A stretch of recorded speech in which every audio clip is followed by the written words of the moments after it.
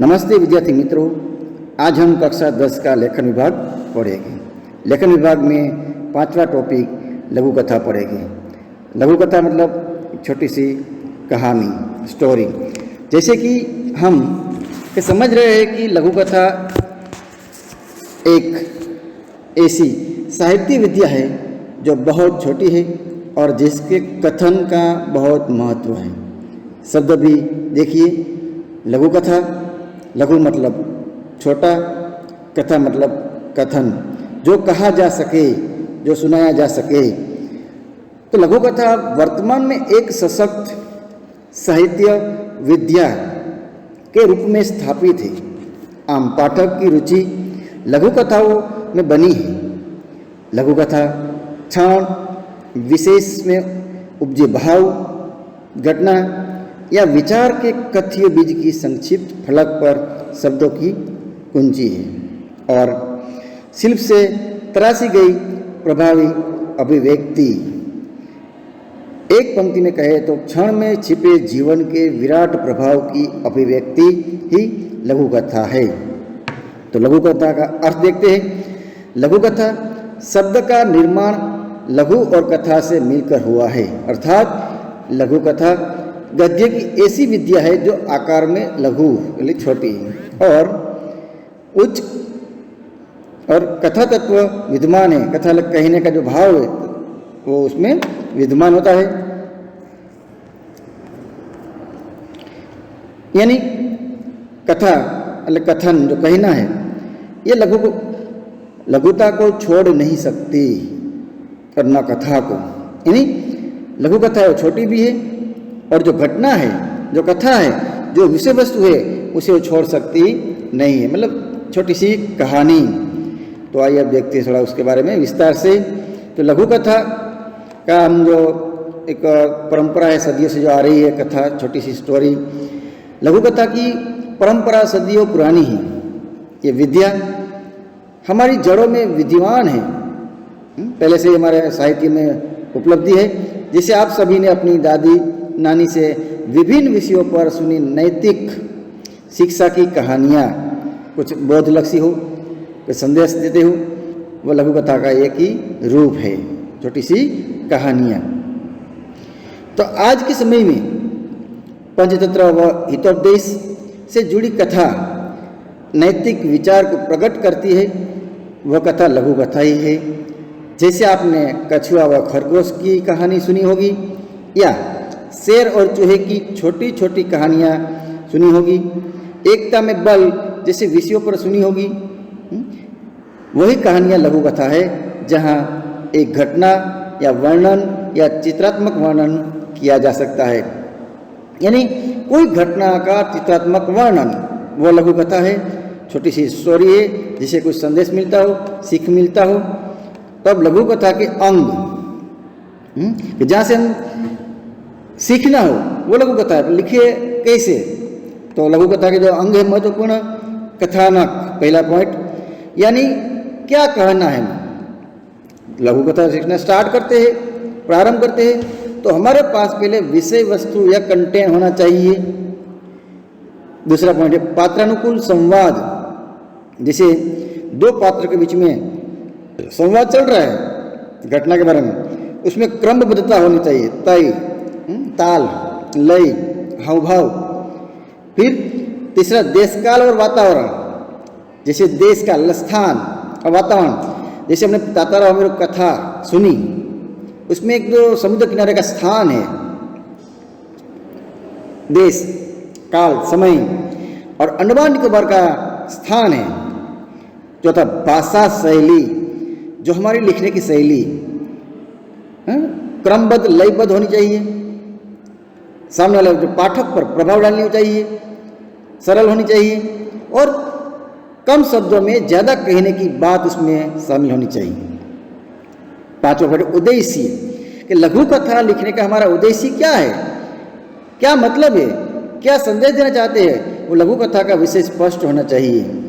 और नेक्स्ट जो रचनात्मक और सृजनात्मक, जो कोई भी घटना हम देखते हैं, लिखते हैं, देखी घटना लिख दिया तो इसमें हमारी कोई सृजन शक्ति का कोई इस्तेमाल हुआ नहीं है, पर उसे प्रभाव बनाना है, रचनात्मक बनाना है ताकि हम पाठक पर प्रभाव बना सके। उसके बाद नेक्स्ट पॉइंट है कि लघु कथा का उद्देश्य, क्यों लिखी हम लघु कथा, तो उसके बारे में देखते हैं। प्राचीन सभ्यता की विद्या से रूबरू कराना। जैसे तातारा अमीरो कथा से हमने देखा कि प्राचीन समय में इस प्रकार की जो प्रथा थी, ये प्रथा हमारे समाज के लिए बुरी थी या हमारे विकास में बाधक थी, मतलब हमें उसके बारे में बताया। दूसरा पॉइंट है मनोरंजन। उससे हमें जैसे दादी माँ हमें कहानी बताती है तो उसमें हमारा मनोरंजन होता है। तीसरा है कल्पना शक्ति का विकास होता है। हम कोई भी घटना के बारे में ज़्यादा सोचते हैं, समझते हैं और उसके बारे में हम लिखते हैं, तब हमारे अंदर एक जो कल्पना शक्ति का विकास होता है। फिर वही हुआ रचनात्मक और सृजन, नया निर्माण करना है कहानी के तौर पर, लघु कथा के तौर पर। पांचवा अच्छे मूल्यों का विकास करना है अपने अंदर। स्टोरी के माध्यम से जो हम दूसरों को सीख देना चाहते हैं तो मूल्य हमारे अंदर आएगा ही। तो यह जो सीख है बोध के रूप में मूल्य का विकास होता है। 6 नंबर आदर्श चरित्र का निर्माण करना है। जैसे तातारा का जो चरित्र चित्रण ने देखा, तातारा एक व्यवस्थित है, साहसी, मददगार के रूप में हमने देखा, तो एक आदर्श चरित्र था वो तातारा। 7 जागरूकता फैलाना, कि लोगों के अंदर जागरूकता फैलती है। जैसे हमने देखा कि दोनों गांव पासा और लपाती गांव में उसके बाद जो बंधन था हमारे विकास में रुकावट थी, तो उसके बारे में जागरूकता आई। 8 नई विद्याओं के लिए सजग करना है, नई कुछ जानने के लिए हम सजग होते हैं। 9 सामाजिक धरातल से जोड़ना। सामाजिक धरातल से स्थान, पृथ्वी, यानी कोई जगह से हम एक दूसरे से जुड़ते हैं। मतलब जैसे हमें पता नहीं था तातारा के बारे में, अंडमान निकोबार के बारे में, उसके बारे में हमें पता चला।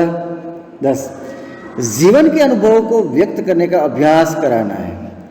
हमारे पास से कोई घटना घटी है और वो हमने उसे कुछ अनुभव लिया है, तो उसे व्यक्त करने का भी या अभ्यास करने का भी हमें एक मौका मिलता है। रेखा चित्र, जैसे किसी व्यक्ति को हम अभी प्रस्तुत करना चाहते हैं तो उसकी समझ हमारे अंदर उत्पन्न होती है। हरिहर काका जी से बिंबों की प्रस्तुति, मेन जो पॉइंट है उसकी समझ पैदा करना है कि जो हम मेन बताना चाहते हैं उसकी बिंब क्या है, प्रतिबिंब क्या है, उसकी घटना का प्रभाव क्या है। 13 हमारे अंदर छिपे लेखक व कवि हृदय का निर्माण करना है। यानी अब तक जो सुसुप्त होता है और कुछ हम लिखने का प्रयत्न करते हैं, सोचते हैं, तो कुछ ना कुछ हम लिख पाते हैं। तो कवि हृदय या लेखक हृदय का अपने अंदर विकास करना है, मेन उद्देश्य है। इसके बाद लघु कथा लिखते समय इन मुख्य बिंदुओं को जरूर शामिल करें, यानी कि लिखते समय हमें ध्यान में रखने की बातें। तो निरंतरता, कंटिन्यू, घटना एक के बाद एक क्रम के अनुसार आगे बढ़े, नहीं उल्टा सुल्टा नहीं, कभी छलांग लगाना है, कभी आगे का पीछे, पीछे का आगे लिख देना, ऐसा नहीं चलेगा। पाठक को पढ़ते समय किसी प्रकार की लेखन में बाधा या अनुभव न हो, रुकावट न आए, अर्थात कहानी स्पष्ट रूप से समझ में आनी चाहिए।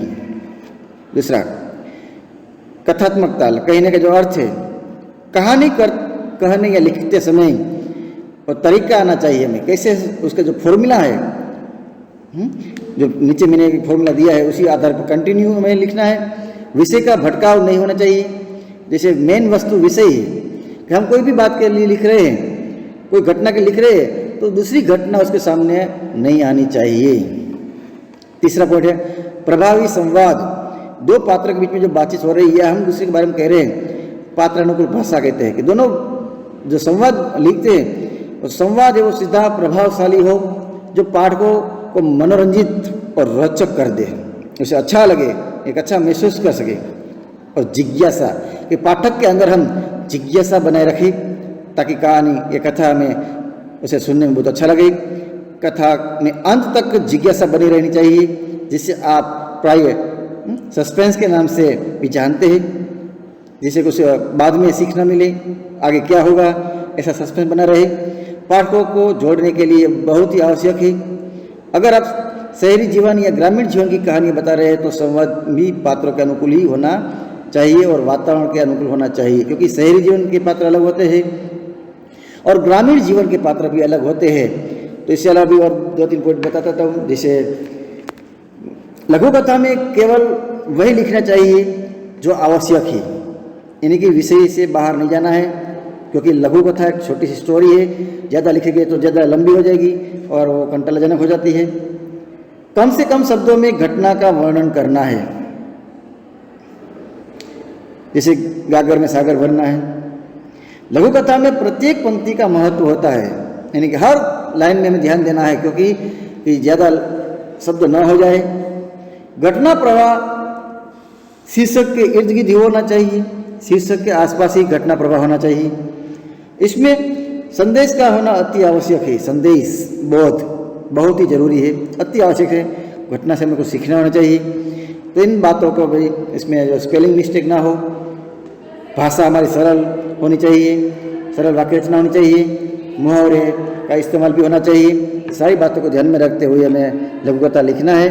तो नीचे जो 1-2 एग्जाम्पल दिया है, जैसे बुरी संगत, तो एक बात 2 एग्जाम्पल दिया है और दोनों आपको लिखना है फेसबुक में। तो एक समझा देता हूँ कि बुरी संगत वाला जो लघु कथा है, जिसमें संगत का प्रभाव, बुरी संगत है। एक धनी सेठ था, उसका एक ही बेटा था, उनका नाम त्रिशूल था। त्रिशूल एक अच्छा लड़का था, वो कठिन परिश्रम करता था, वो अपनी कक्षा में हमेशा प्रथम आता था। पर एक बार वो बुरी संगति में पड़ गया और लापरवाह हो गया। उसने स्कूल से भागना शुरू कर दिया, मतलब स्कूल जाते हैं और कक्षा छोड़ देना, क्योंकि बुरी संगत है, दूसरे लड़के के संगत में आ गया। उसका पिता बहुत दुखी हुए कि ये कैसा वो माहौल हो गया है। उसे एक उपाय सूझा, वो बाजार से सेब खरीद लाया, सफरजन, और उसे साथ ही एक खराब सेब भी खरीद लिया, अच्छे सेब और खराब सेब। उसे त्रिशूल से कहा कि ये सब सेब एक टोकरी में रख दो। अब पिता ने, मतलब कि त्रिशूल ने अच्छे भी सेब और बुरा सेब साथ में रख दिया एक टोकरी में। पिता ने अगले दिन त्रिशूल को बुलाया और उससे टोकरी लाने को कहा, जो आम से भरी टोकरी थी। टोकरी में रखे सब सेब खराब हो चुके थे, मतलब बुरी संगत का प्रभाव। तो त्रिशूल को यह देखकर बड़ी हैरानी हुई। तब उसके पिता ने कहा कि एक खराब सेब ने सभी अच्छे सेबों को भी सड़ा दिया। इसी तरह बुरी संगति में व्यक्ति बर्बाद हो जाता है। त्रिशूल ने सबक सीखा और उसने अपनी बुरी संगत छोड़ दी और फिर एक अच्छा लड़का बन गया। तो इसी प्रकार कोई ना कोई संदेश, घटना होनी चाहिए, पात्र वैसे होना चाहिए। 2 या 3 पात्र से ही कथा पूरी करना है, ठीक है। तो इसी प्रकार ये फेसबुक में दोनों लघु कथा आपको लिखनी है, यहाँ पर ये पूरा करते हैं।